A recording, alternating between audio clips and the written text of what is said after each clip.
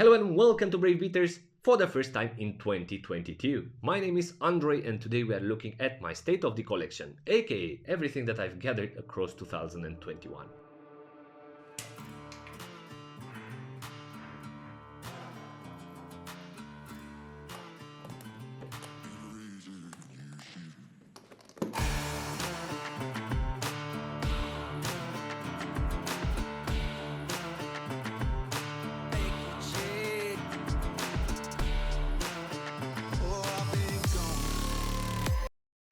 Now we will start this journey with the CVC G10. This is a popular watch, especially in the Western Europe, because it was often identified with the British Forces watch.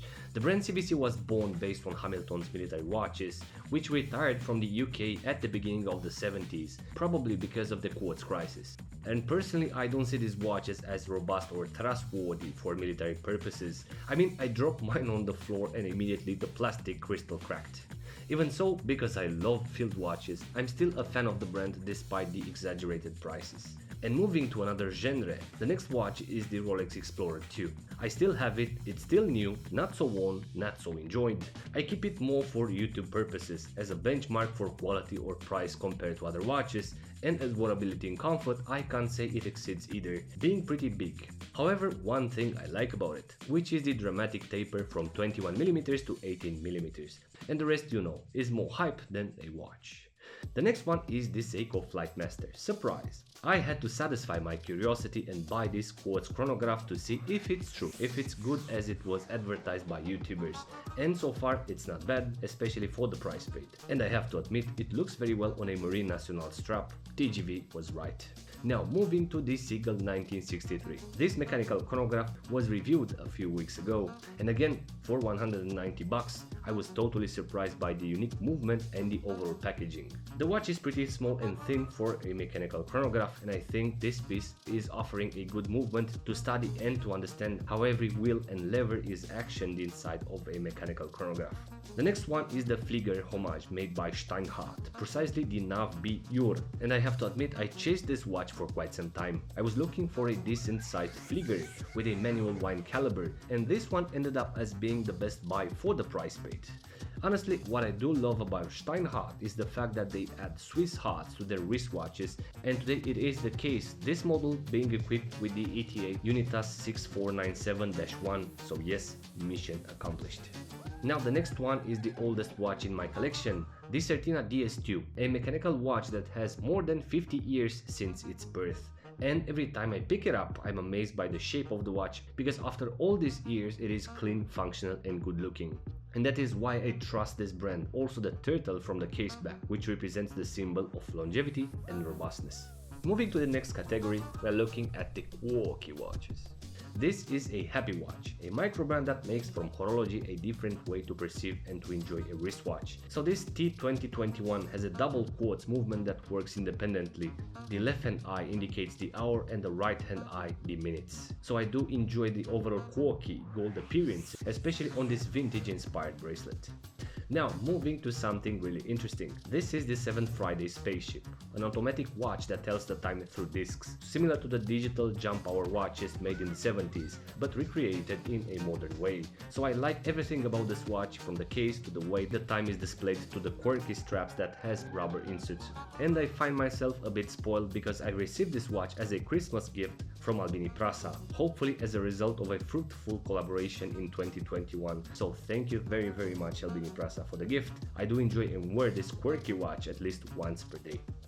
Now moving to G-Shock's, this jellyfish is probably one of the G-Shock's best creations, especially when everyone got crazy about the Royal Oak conversion kit that transforms the G-Shock into a more luxurious watch that obviously reminds us of the Audemars Piguet luxurious Royal Oak.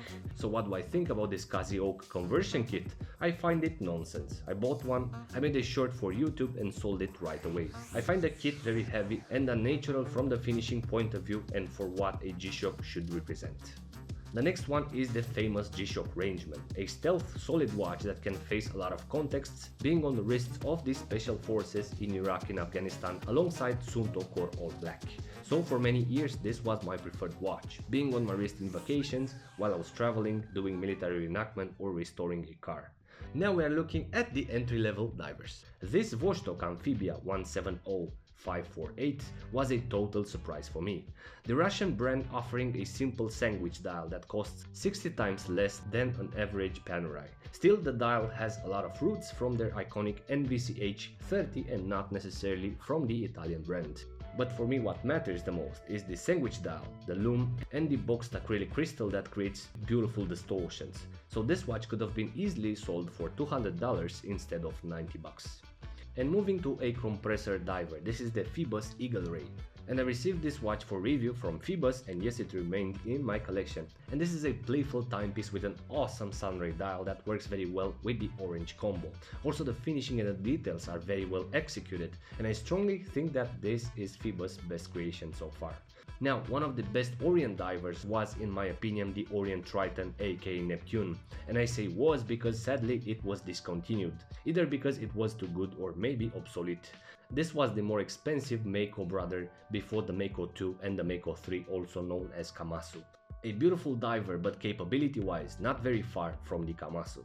Anyway, can't wait to review it.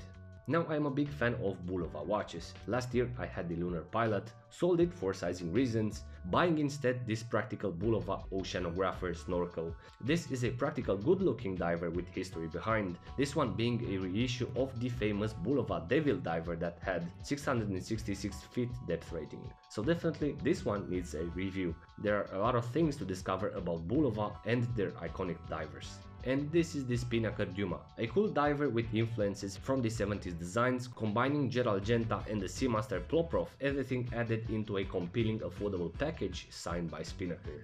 Love the faceted case, the lume, also how the bracelet integrates with the ends of the lugs. A fun diver, and I hope to enjoy it this summer.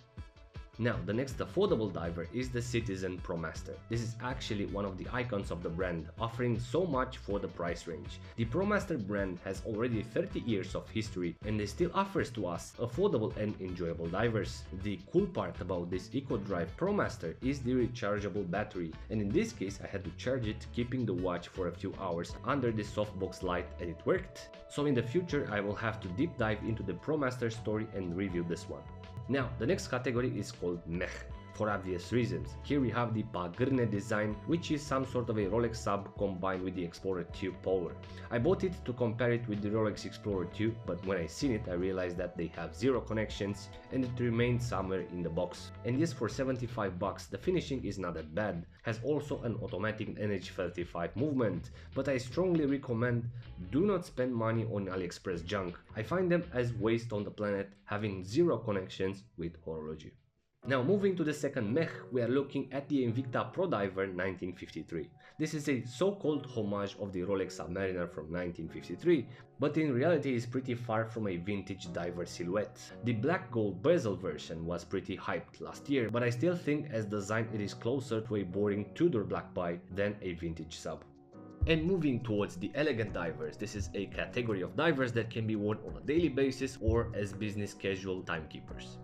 So we will start with the ZRC Grand Fond Spirit, which is an awesome vintage inspired ZRC from the ones made for the Marine Nationale in the 70s. We have a boxed sapphire patina lumed markers and an amazing bracelet that literally changes the experience of wearing a diver as a dressy piece, having springs that allows to stretch the bracelet for diving purposes or comfort. And what I basically did, I sold my GF 3000 titanium and bought this one, being attracted by the bracelet combo. So the review is coming up soon. Now moving to Certinas, we have the iconic DSPH 200M, the 2018 version, that was gifted by my girlfriend, because she knew I regretted when I sold mine 2 years ago and I was going to rebuy it at some point. And when I started collecting, this DSPH 200M was actually my first vintage inspired diver, helping me to understand and to build a connection with the brand. I also can say that the Brave Beaters concept was built based on the experience captured while I was enjoying this diver. Now moving to a beautiful surprise. I received this DS Action Diver Sea Conservancy as a Christmas gift from Certina alongside other goodies. Because across 2021 I reviewed a lot of cool Certinas and we've ended up building an awesome relationship. We have an excellent communication and I'm really grateful for everything that they did for me, for the channel, also for all the Certina fans. So I'm wearing this watch since I received it. It is insanely comfortable and shocking wears, and it is more accurate than a Rolex Submariner. And the review will land pretty soon. The next one is the Seamaster 300M, the iconic 2531 automatic Seamaster worn by Pierce Brosnan in 3 James Bond movies. So it's here in my collection, but it doesn't receive too much wrist love despite the excellent comfort and heritage. Apparently I choose to wear and enjoy practical affordable watches than iconic brands like Omega or Rolex. Now the next diver is the surprise Black Friday purchase, the Edox Skydiver 1973. An interesting and awesome wrist companion, and every time I pick it up I'm just amazed by the build quality, the thinness of the case, also the bracelet. This diver is very comfortable and good looking despite the association with the Rolex Submariner, being very satisfied that I bought an Edox and not a Rolex Submariner homage. Finally, we are moving to the heavyweight category, and here I've added only function first divers, also known as tool watches. And here we will start with the Seiko Tuna. This is probably the most wearable Tuna from their collection. Also, as you notice, this is a pre-Prospex dial version, has the X logo but very discreet engraved on the crown. I was mentioning wearable because despite the 48mm diameter at the base of it, because it has a conic shape, the case decreases towards the crystal, ending up with a small dial, probably smaller than a 40mm diver in diameter. And what is funny and interesting, from all the automatic Seiko watches out there, I chose to collect these two quartz watches, the Flighty and the Tuna. And finally, my Panerai obsession has ended. I finally pulled the trigger on the Panerai Submersibile 025. This diver has integrated a lot of firsts for the brand, being the last Panerai Luminor, the first Submersibile, the first titanium case, the first waffle dial, also the first palm with the black iconic rubber strap. So a lot to talk about this Panerai in the future episodes. Stay tuned. Now, the next diver is simply an icon, alongside the Blancpain 50 Phantoms, the Rolex Submariner or the Seamaster 300. This is the Doxa Sub 300T on the aquamarine color, or the Tiffany color as some obsessed people might say. I wanted to sell this diver at some point because it does not receive too much wrist time, but I changed my mind. This is such a solid diver, full of history and features, and I simply cannot find a more iconic diver to buy for this price range. And close to the Doxa Sub 300T, we have the less known brother, the Synchron Military. This is a reissue of the 70s diver specifically made by Synchron and Doxa for the Swiss Army, being rumored that this order never ended up in the service for the army. So the Synchron Military was relaunched in 2021 in a limited edition batch of 1,500 pieces if I'm not mistaken. Quickly sold out for obvious reasons, also for the price, being almost 50% the price of a Doxa Sub 300T. And last but not least, the Squale Drascaleazzi. This diver was my last purchase of 2021, a good looking watch with horrible specs in terms of sizing and wearability. And probably I was a bit harsh with the brand in my review, but I was really disappointed about the way the watch was crafted and the way the watch is wearing on the wrist. So that was it, everything that I gathered across 2021. Now, surprisingly, as 2022 resolution, I am planning to reduce the collection to maximum 15 watches, precisely to reduce the amount of divers, and I will try to add dressier pieces with great specs and history behind. And as for you, my friends, I wish you an amazing year, full of accomplishments. I wish you to build great collections of watches that will bring you personal joy. Because collecting is about personal joy, not for status or for someone else's eyes. So guys, that was it. Have an awesome 2022. And until next time, be brave, but stay safe.